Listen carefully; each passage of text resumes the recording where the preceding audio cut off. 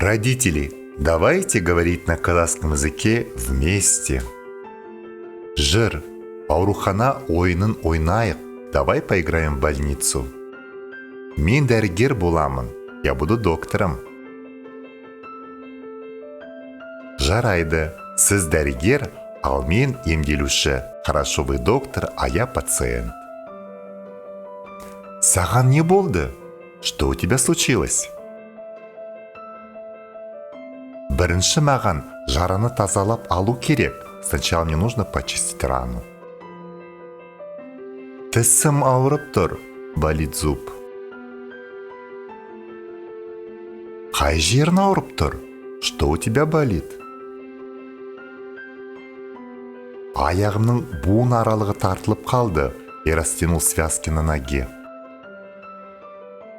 Мен ауырып қалдым. Я заболела. Общаемся на казахском языке легко и просто.